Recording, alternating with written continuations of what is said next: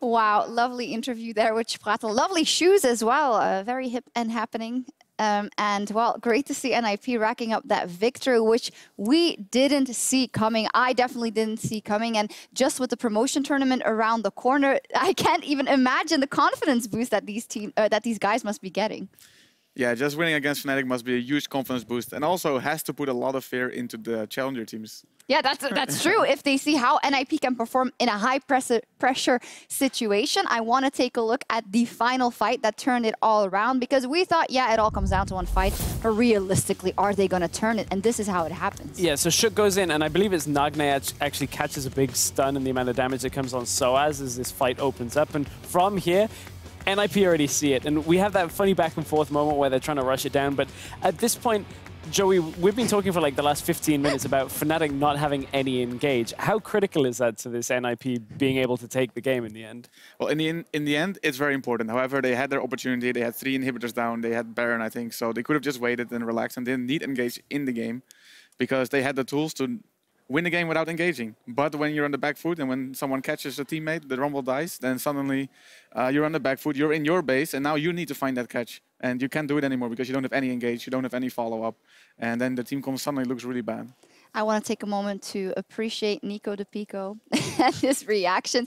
I can only imagine with the history that he has with that organization as well, that this must mean a lot to him. And well, he must find a way now to keep this going with this team. You know, they have a couple of game wins under their belt. They have a very important series win over their belt. That doesn't mean anything today on the Rift, specifically for the EU LCS standings. But he's got to find a way to retain what happened here today. Absolutely. And to talk about the history, Nico's a guy that's been dragged, you know, over the hot coals by a lot of the fans from Fnatic and that. And this has to be feeling a little bit of, you know, redemption almost. The fact symbolic that you can come victory. out, yeah, exactly, beat the Fnatic as a lineup. But I think the important part is the fact you've now taken down the #1 team in Group A right before you take on some challenger teams, which is no disrespect to them. But Fnatic, we broke down earlier why they're so strong in Europe. You get a win there, despite any other circumstances, that is still a massive confidence boost. Up against like Giants and Schalke, that definitely makes them a scary opponent. As we take a look at some of the highlights of this series specifically, maybe let's identify some of the strong suits for NIP. We have to call out Hiku, especially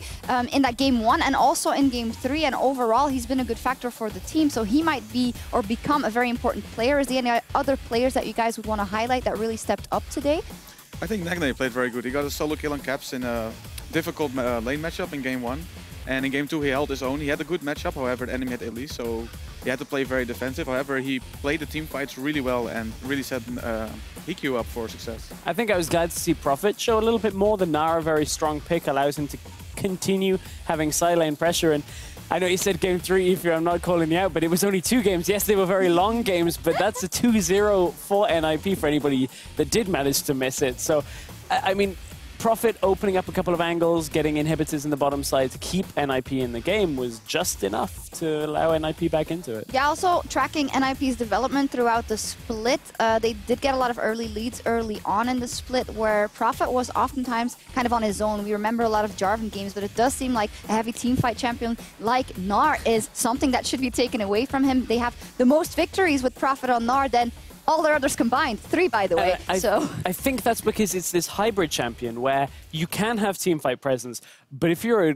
world-class, maybe a little too strong to say for Prophet. If you are an experienced top laner like that you can control a side lane and then have teamfight presence, it's a perfect pick, really. Also, it's a champion you can leave alone, which NIP really likes to do with Prophet. Yeah.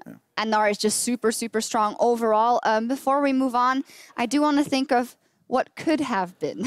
So on Saturday, we have our still amazing, fantastic clash between Fnatic and G2. And at the beginning of the day, if G2 beat Roccat and Fnatic lost to NIP, that would have been for the first place decider, that matchup. Whatever, nobody thought that was going to happen. And then we come into the day, and the Kingslayers Roccat once again pulled off the miracle. They beat G2, Joey, and I know that we've been talking about, yeah, we already mentally had prepared for the quarterfinal, and will this be a bit of a mental blow, the fact that it could have still been there, the fight for first place?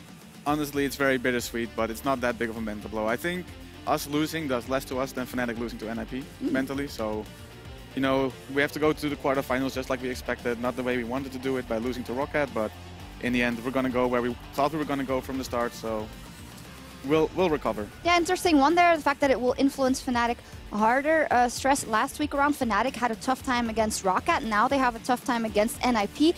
Joey might be right in the fact that it might be a bit more worrisome from the side of Fnatic. Yeah, it might be. I can tell by watching Fnatic against teams like Rocket and NIP, there is a bit of hubris where they feel overconfident. I feel like Fnatic going into a series against any other top contender is a little bit more focused. I don't think we would have got a Xayah Azir draft if you guys unfortunately hadn't already lost to Rocket. Now, that's not an excuse for Fnatic. They should still be able to deal with NIP. Whether you're giving it 90%, 100%, you always have to assume that a team like Fnatic is going to give it 100%. Yeah.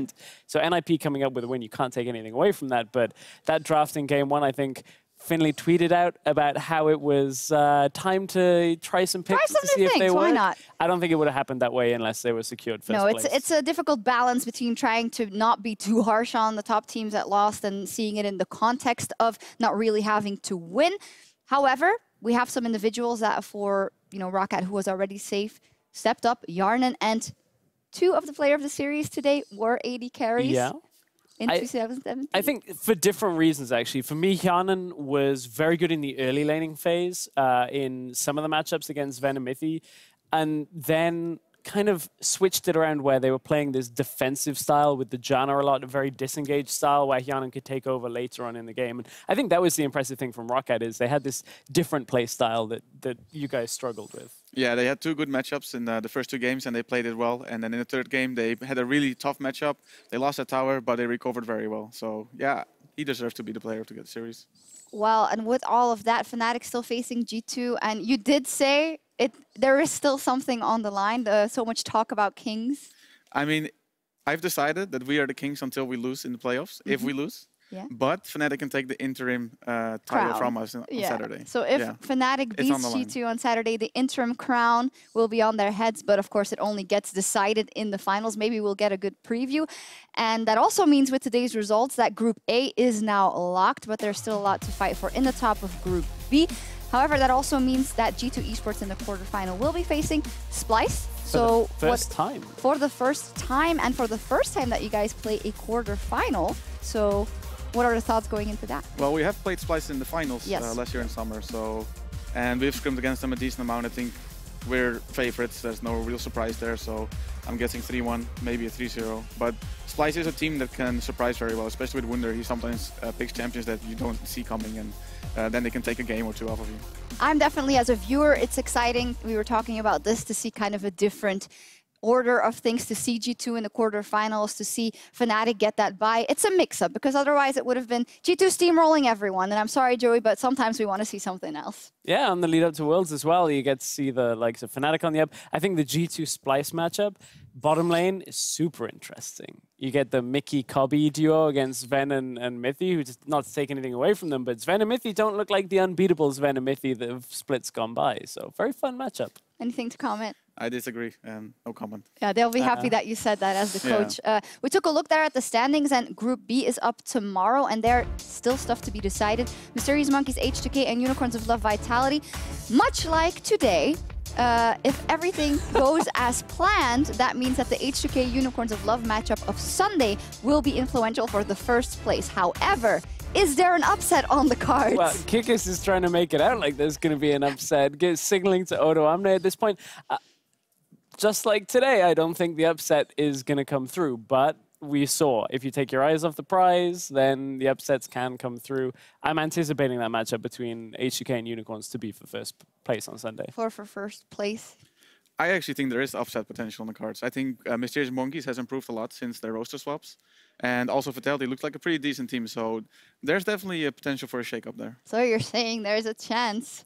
We will see. Joey, now that we have you here, can we get a little playoff prediction outside of G2 winning the whole thing? But who will end up in the semifinals together with Fnatic? G2 beats Splyce. Misfits loses to Unicorns. Then we beat H2K.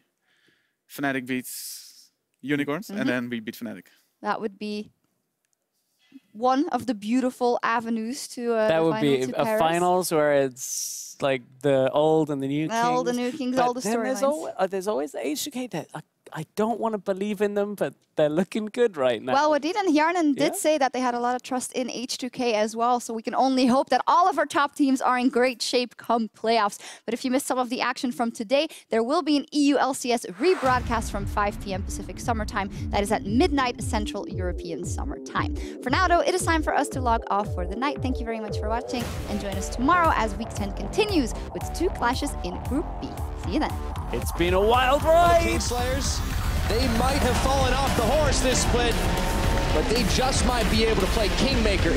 Hjarnan says, yes, we can. Perks around the side, a triple kill, just like that for the Kalista, and it's gonna be the Quadra right now, but they are certainly starting to put a damper on G2's dreams. Bottom lane right now.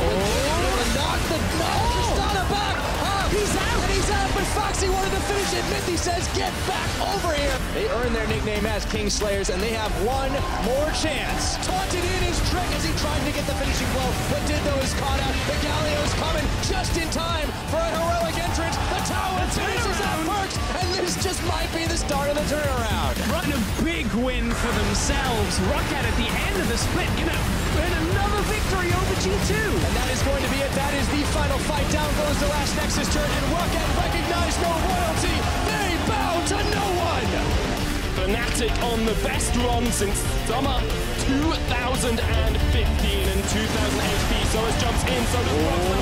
1000. The Buster steals it, and Fnatic, he gets what he's looking for more. Reckless still alive, but now he's dead. It's a triple for Hiku. Can he get the Ventus? Fuck, man. Trapper Solis is all by himself. The Elder Drake. Oh, shit, you stole it away, and NLP are going to take the fight as well. They'll take the win. They'll take the kills, and they will take the Nexus as well. NIP defeat the old Kings and go 1-0 up. Okay, here we go. Shook, this is your time. This is your moment. Oh, baby, here we go. Barristan. No way does that happen. Forbid split pushing as well with a wave. Hitsuke! Hitsuke strategy. You will be able to back away into the redemption. Not stun! And an unleashed power to the face of Soa. He's gonna not quite die. He survives. He's dead! NIP! NIP! Benny and I win! They kills Reckless, but the Nexus towers are falling. Reckless is gonna have to jump away as NIP. Look for the win. They'll get the stun. Shook. Reckless is dead!